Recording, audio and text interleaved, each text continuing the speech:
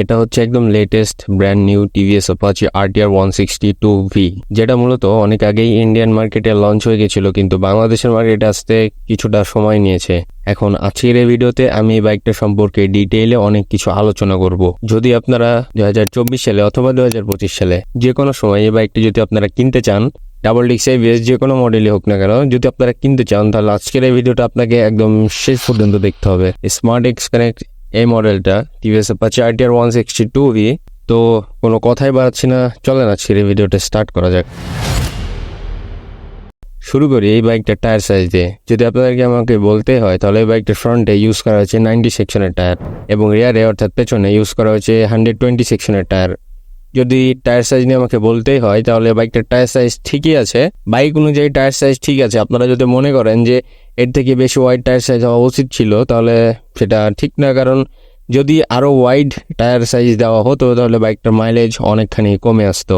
তো বাইকটার tyre size ঠিক আছে, এবং যদি আপনারা সঠিক গিয়ার প্রেশার মেনটেন করে বাইক রাইড করেন, যেটা বাইকের সুইং আর্মের সাথে লেখা আছে, ওটা যদি আপনারা মেনে বাইকে এয়ার প্রেশার রাখেন, তাহলে আপনার টায়ার থেকে ভালো গ্রিপ পাবেন এবং টায়ার থেকে আপনারা ভালো কন্ট্রোলিং ব্যালেন্সিং পাবেন।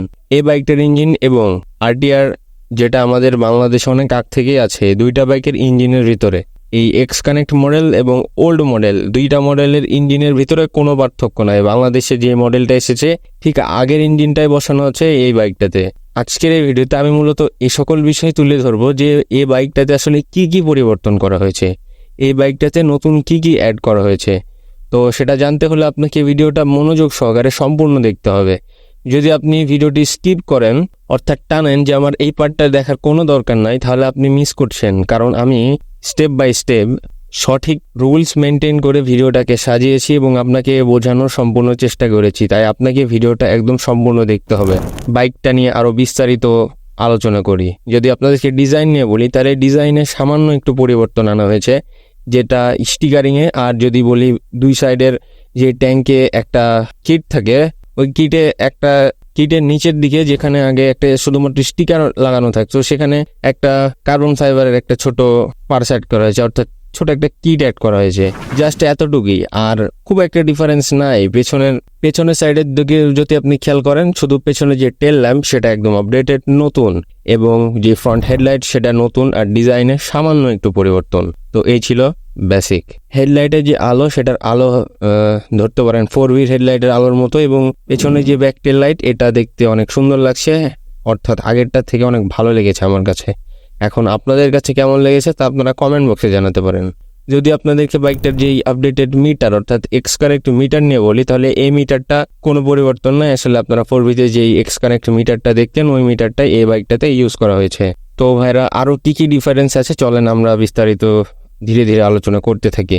আরও ডিফারেন্সের ভিতরে যদি আপনি খেয়াল করেন, তাহলে দেখবেন যে এখানে ঠিক 4Vর মতন একটা আই বাটন ইউজ করা হয়েছে, যেটা দিয়ে আপনি মিটারটাকে কন্ট্রোল করতে পারবেন এবং বিভিন্ন ফিচার্স পাবেন, যেগুলো আপনি ওই সুইচ থেকে কন্ট্রোল করতে পারবেন। এবং মূলত বাইকটা সেম আছে, বাইকটার গ্রাউন্ড ক্লিয়ারেন্স বলেন, আরও অন্যান্য যত বিষয় আছে, বিষয়াদি সব কিছুই বাইকে সেম আছে। শুধুমাত্র পরিবর্তন করা হয়েছে একটু লুকস, হচ্ছে LED হেডলাইট, পিছনে একটা নিউ LED টেল ল্যাম্প, আর বাইকটার যে ইন্ডিকেটর সেখানে সামান্য একটু ডিফারেন্স আছে, আর মূলত ওভারঅল সব কিছুই সেম। যদিও আমি এই মডেলের বাইকটা চালাইনি, তবে আগের RTR আমি অনেক রাইড করেছি। আগের RTR সম্পর্কে আমার অনেক একটা ভালো ধারণা আছে। যদি আপনাদেরকে বলি, বাইকটা যদি আপনারা 50-60 স্পিডের মধ্যে চালান, তেমন ভাইব্রেশন করে না, বাট যদি আপনারা বাইকটা একটু হাই স্পিডে রান করেন, বাইক প্রচুর ভাইব্রেশন করে, বিশেষ করে RTR এর 2V মডেলটাতে। আর 4V মডেলে এই কোনো প্রবলেম নাই, 4V মডেল ভাইব্রেশন করে না, ওটা অনেক একটা স্মুথ বাইক। তবে 2V বাইকে যে প্রবলেমটা মূলত আমরা ফেস করি, সেটা হচ্ছে অতিরিক্ত ভাইব্রেশন। তো যাই হোক, যদি আপনাকে এই বাইকটার ব্রেকিং নিয়ে বলি, যে বাইকটার রিভিউ আমি এখন করছি, এটা হচ্ছে একটা সিঙ্গেল ডিস্কের বাইক। আর এই বাইকটার প্রাইস কত হবে? 1,85,000 টাকা। আসলে প্রাইসটা উঠানামা করে, আমার প্রাইসটা সঠিক এই মুহূর্তে আছে।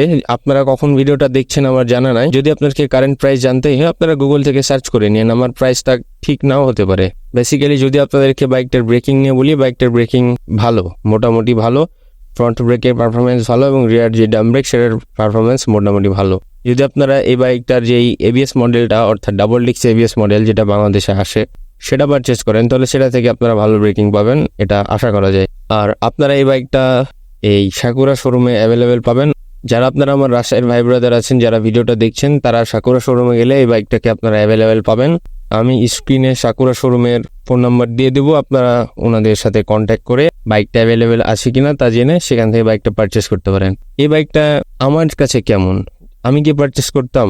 টিভিএস অ্যাপাচি 162V বাইকটা অনেক ভালো, মোটামুটি ভালো, এটা সেটিং পজিশন ভালো, এটার সিট ভালো, এটা একটা লম্বা সিট ইউজ করা হয়েছে, বাইকটার ব্রেকিং মোটামুটি ভালো এবং বাইকটা যেহেতু আপডেটেড, নতুন এলইডি হেডলাইট ইউজ করা হয়েছে, অনেক হেভি ফিচার আপনারা পাবেন বাইকটাতে। আমি পারচেস করতাম বাইকটার লুকস, বাইকটার যেই ফিচার্স এবং বাইকটার ইঞ্জিন পাওয়ারের কারণে। এবং দিন শেষে RTR 2V কিন্তু ভালো মাইলেজ দিয়ে থাকে, আপনারা সিটিতে অনায়াসে 40 এবং হাইওয়েতে 45+ মাইলেজ পেয়ে যাবেন। তো যদি আপনারা ভিডিওটা এই পর্যন্ত দেখে থাকেন তাহলে আপনাদেরকে অসংখ্য ধন্যবাদ। ভিডিওটা ভালো লেগে থাকলে অবশ্যই আমার এই ভিডিওটাতে একটা লাইক করে দিবেন, আর চ্যানেলে নতুন হয়ে থাকলে এক্ষুনি আমার ইউটিউব চ্যানেলটিকে সাবস্ক্রাইব করে রাখুন, কারণ আমি এরকমই informative bike related video upload করতে থাকবো। তো দেখা হচ্ছে পরবর্তী কোনো এক নতুন ভিডিওতে। সকলকে আল্লাহ হাফেজ।